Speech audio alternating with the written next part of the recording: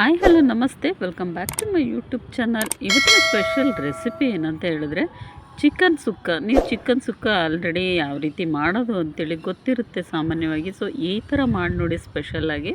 So ತುಂಬ ರುಚಿಯಾಗಿ ತುಂಬ ಟೇಸ್ಟ್ ಕೂಡ ಇರುತ್ತೆ ಚಿಕನ್ ಸುಕ್ಕ. ಸೊ ಹಾಗಿದ್ರೆ ಚಿಕನ್ ಸುಕ್ಕನ ನಾನು ಯಾವ ರೀತಿ ಮಾಡೋದು ಅಂತೇಳಿ ತಿಳಿಸ್ಕೊಡ್ತೀನಿ. So welcome back to my YouTube channel. ಏನಿಲ್ಲ, ಕೆಲವು ಪದಾರ್ಥ ಹಾಕಿಬಿಟ್ಟು ಮಾಡೋ ಅಂಥದ್ದು. ಬನ್ನಿ ಸ್ಟಾರ್ಟ್ ಮಾಡೋಣ.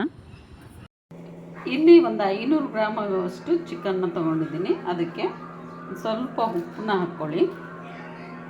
ನಂತರ ಒಂದು ½ ಟೇಬಲ್ ಸ್ಪೂನ್ ಆಗುವಷ್ಟು ಅರಿಶಿನ, ಆಮೇಲೆ 1 ಟೇಬಲ್ ಸ್ಪೂನ್ ಆಗುವಷ್ಟು ಶುಂಠಿ ಬೆಳ್ಳುಳ್ಳಿ ಪೇಸ್ಟ್, ಮನೆಯಲ್ಲೇ ಮಾಡಿಟ್ಟಿರೋಂಥ ಶುಂಠಿ ಬೆಳ್ಳುಳ್ಳಿ ಪೇಸ್ಟು, ಆಮೇಲೆ ಒಂದು ಅರ್ಧ ಹೋಳು ನಿಂಬೆ ರಸ. ಇದಿಷ್ಟನ್ನ ಹಾಕ್ಬಿಟ್ಟು ನೀಟಾಗಿ ಮಿಕ್ಸ್ ಮಾಡ್ಕೊಳ್ಳಿ. ಈ ರೀತಿ ಕೈಯಿಂದನೇ ನೀಟಾಗಿ ಮಿಕ್ಸ್ ಮಾಡಿಕೊಂಡು ಒಂದು 30 ನಿಮಿಷ ಇದನ್ನು ಮುಚ್ಚಿ ಇಟ್ಬಿಡೋಣ.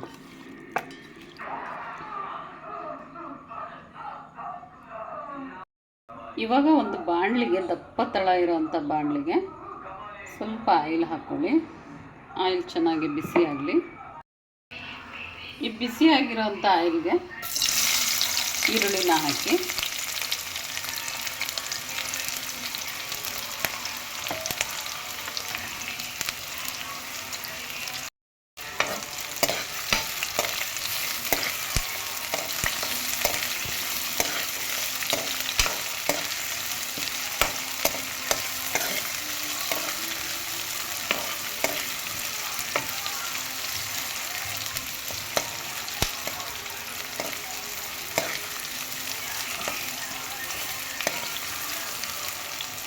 ಸೊ ಇವಾಗ ಇದಕ್ಕೆ ಚಿಕನ್ನ ಹಾಕ್ಕೊಂಡು ಚೆನ್ನಾಗಿ ಮಿಕ್ಸ್ ಮಾಡಿ.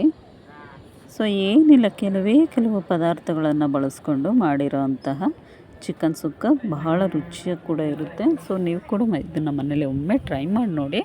ಸೊ ಇದನ್ನು ಇವಾಗ ನೀಟಾಗಿ ಈ ರೀತಿಯಾಗಿ ಮಿಕ್ಸ್ ಮಾಡ್ಕೊಳ್ಳಿ. ಆಮೇಲೆ ನಿಮಗೆ ಖಾರ ಎಷ್ಟು ಬೇಕಷ್ಟು ನೋಡಿಕೊಂಡು ಅಚ್ಚಕಾರದ ಪುಡಿನ ಸೇರಿಸ್ಕೊಂಡು ಸೊ ನಂತರ ಇದನ್ನು ಮಿಕ್ಸ್ ಮಾಡ್ಕೊಳ್ಳಿ. ಸೊ ಇದಕ್ಕೆ ನೀರನ್ನ ಸ್ವಲ್ಪ ಹಾಕಬೇಕಾಗುತ್ತೆ. ಸೊ ಜಾಸ್ತಿ ಏನು ಬೇಡ, ಚಿಕನಲ್ಲಿರೋ ಅಂತಹ ನೀರಿನ ಅಂಶನೇ ಬಿಟ್ಕೊಳ್ಳುತ್ತೆ. ಸೊ ಹಾಗಾಗಿ ಈ ರೀತಿಯಾಗಿ ಮಿಕ್ಸ್ ಮಾಡ್ಕೊಳ್ಳಿ. ಸೊ ನಂತರ ಇದಕ್ಕೆ ನಾನು ಗರಂ ಮಸಾಲ ಪೌಡರ್ನ ಸೇರಿಸ್ತಾ ಇದ್ದೀನಿ. ಇದನ್ನು ಕೂಡ ಈ ರೀತಿಯಾಗಿ ಮಿಕ್ಸ್ ಮಾಡಿ. ಸೊ ಮೊದಲಿಗೆ ನಾವು ಮ್ಯಾರಿನೇಟ್ ಆಗಲಿಕ್ಕೆ ಉಪ್ಪನ್ನ ಹಾಕಿರ್ತೀವಲ್ವ. ಸೊ ಇವಾಗ ಉಪ್ಪು ಒಂದು ಸರಿ ಟೇಸ್ಟ್ ನೋಡಿಕೊಂಡು ಆ್ಯಡ್ ಮಾಡ್ಕೊಳ್ಳಿ. ಸೊ ಆಮೇಲೆ ಒಂದು 5 ನಿಮಿಷ ಇದನ್ನು ಕ್ಲೋಸ್ ಮಾಡಿ ಇಟ್ಬಿಟ್ಟು ನಂತರ ಓಪನ್ ಮಾಡಿ. ಸೊ ನೋಡಿ, ಚಿಕನ್ನಲ್ಲಿರೋ ಅಂತಹ ನೀರಿನ ಅಂಶನ ಬಿಟ್ಕೊಂಡು ಇದು ಚೆನ್ನಾಗಿ ಬೆಂದಿರುತ್ತೆ. ಸೊ ಇವಾಗ ಮತ್ತೊಂದು ಸ್ವಲ್ಪ ನೀರನ್ನ ಹಾಕಿಬಿಟ್ಟು ಚೆನ್ನಾಗಿ ಮಿಕ್ಸ್ ಮಾಡಿ ಒಂದು 2 ಮಿನಿಟ್ಸ್ ಇದನ್ನು ಮತ್ತೊಮ್ಮೆ ಕ್ಲೋಸ್ ಮಾಡಿ ಇಡಬೇಕಾಗುತ್ತೆ.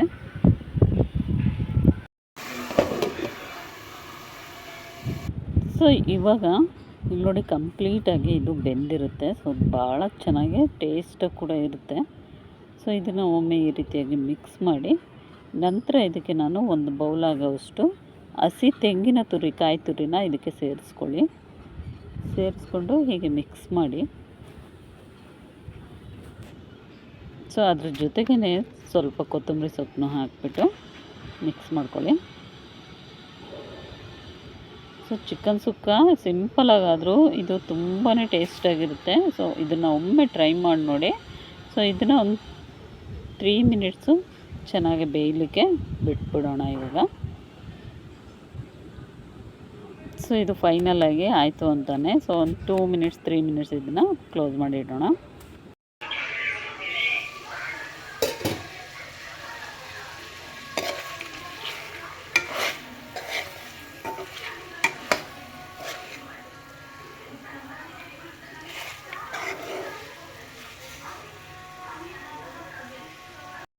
ನೋಡಿದ್ರಲ್ವ ಚಿಕನ್ ಸುಕ್ಕ ಎಷ್ಟು ಟೇಸ್ಟಾಗಿ ತುಂಬಾ ಈಸಿಯಾಗಿ ಮಾಡ್ಕೊಳ್ಳೋದು ಅಂತೇಳಿ ತುಂಬ ರುಚಿಯಾಗಿ ತುಂಬ ಟೇಸ್ಟಾಗಿರುತ್ತೆ. ಸೊ ಇದನ್ನು ಒಮ್ಮೆ ಟ್ರೈ ಮಾಡಿ ನೋಡಿ.